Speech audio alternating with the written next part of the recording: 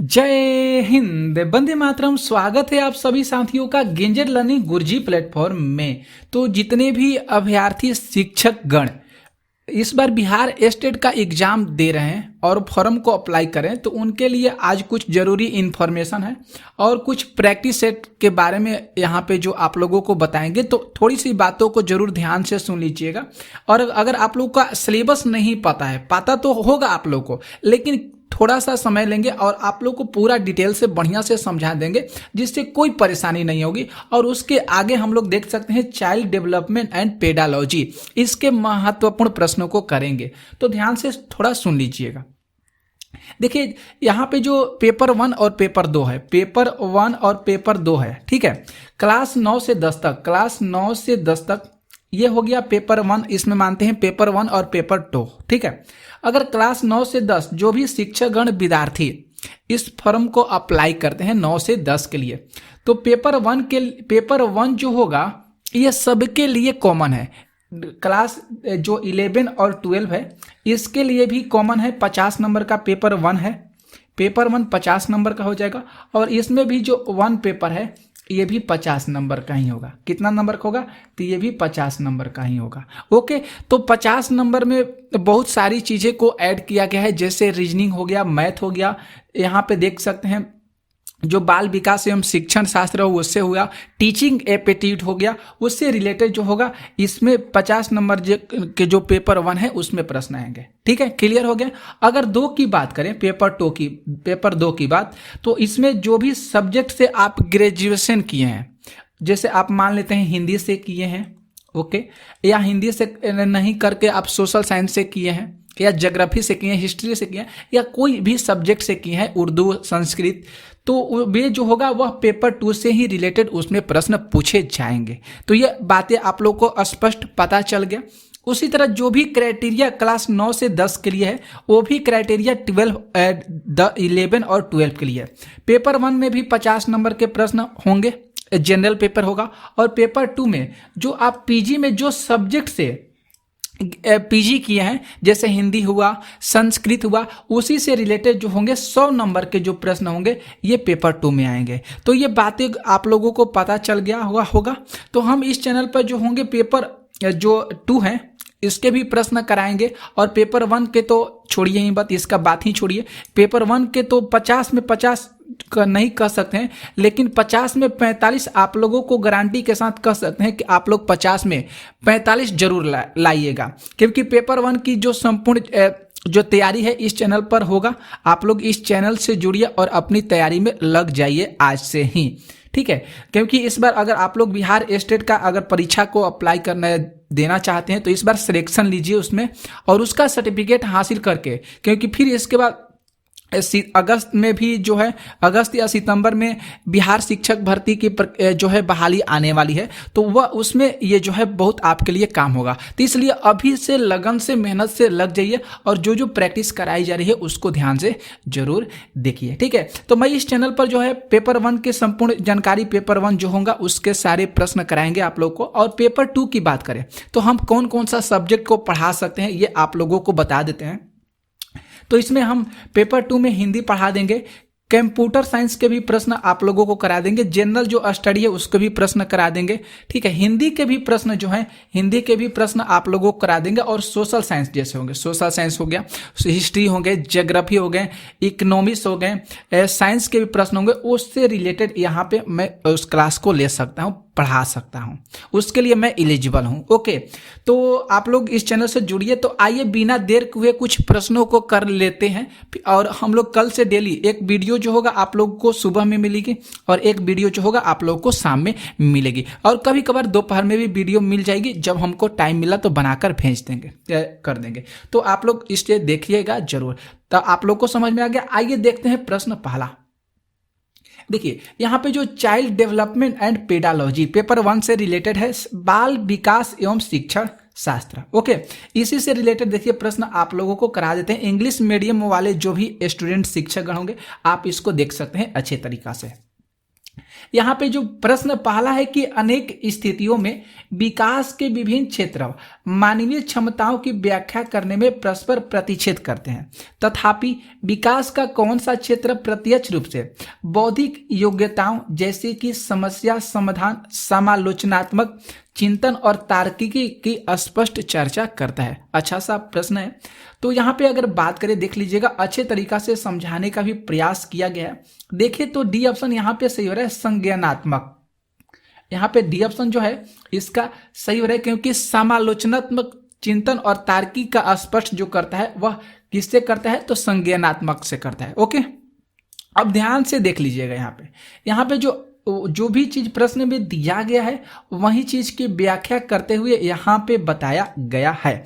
अब यहाँ पे देख लीजिए थोड़ा सा, संज्ञानात्मक विकास क्या होता है, इसमें जो भी बालक होते हैं वह क्या करते हैं।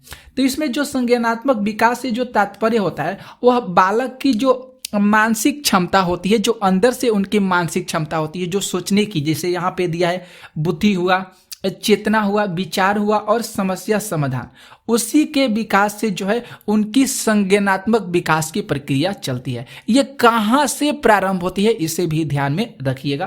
तो ये जो है शैशव अवस्था से ही प्रारंभ होती है।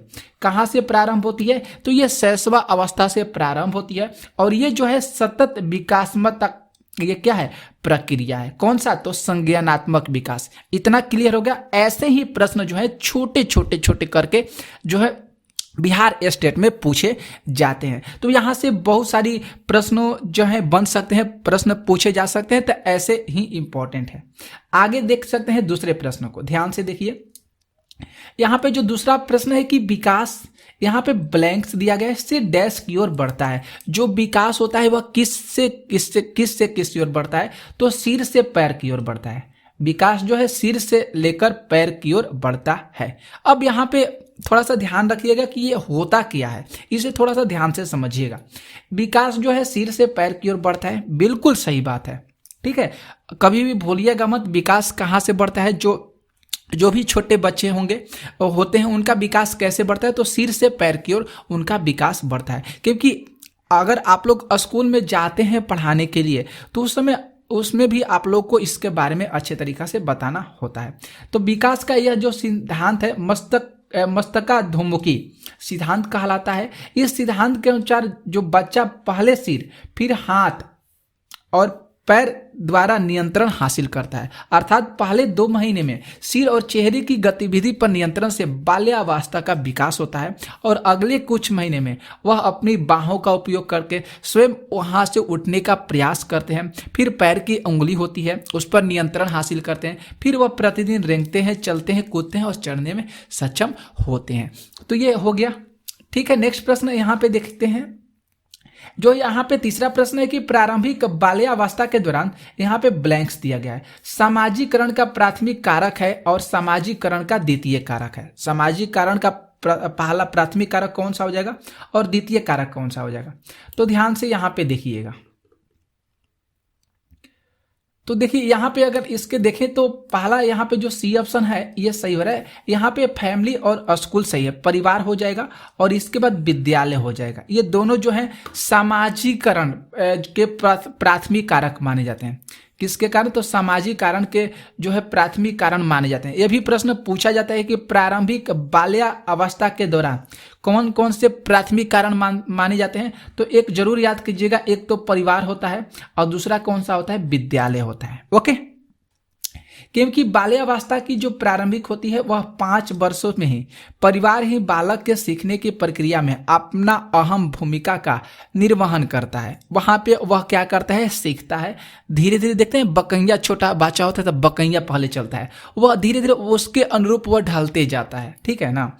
इसमें क्या होता है, थोड़ा सा ध्यान से देख लीजिएगा, जिसमें माता पिता बालक के प्रारंभिक शिक्षा होते हैं, जो कि प्राथमिक तौर पर उनके आचरण, इसके बाद जो सभ्यता है, संस्कृति हुआ, भाषा तथा नैतिक गुणों का ज्ञान देते हैं।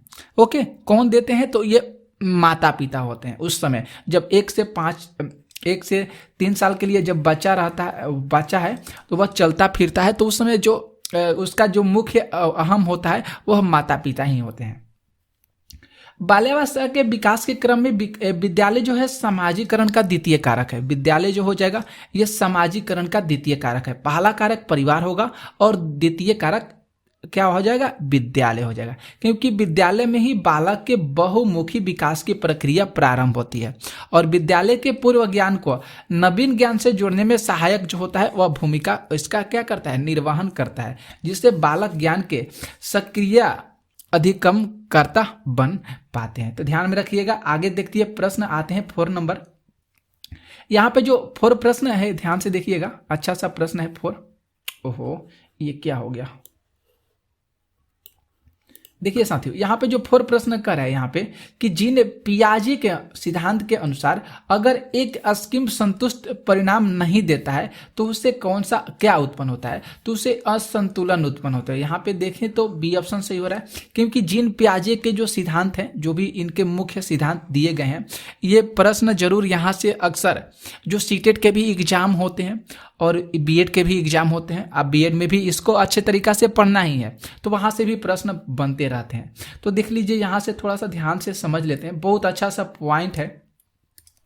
जीन पियाजे के सिद्धांत के अनुसार अगर एक संतुष्टि परिणाम नहीं दे रहा है तो असंतुलन उत्पन्न होता है। एक संतुष्टि परिणाम नहीं दे रहा है तो यहाँ पे क्या होता है, असंतुलन उत्पन्न होता है। और असंतुलन की जो स्थिति होती है वह बालक के अंतःप्रज्ञान चिंतन का प्रभाव पड़ता है, जिसमें बालक के मन में कार्य करने की जो असंतुष्टि होती है वह बिल्कुल बिगड़ जाती है। ठीक है, जीन पियाजे का सिद्धांत देख सकते हैं यहाँ पे 4 प्रमुख अवस्थाओं का वर्णन किया गया है, देख सकते हैं यहाँ पे।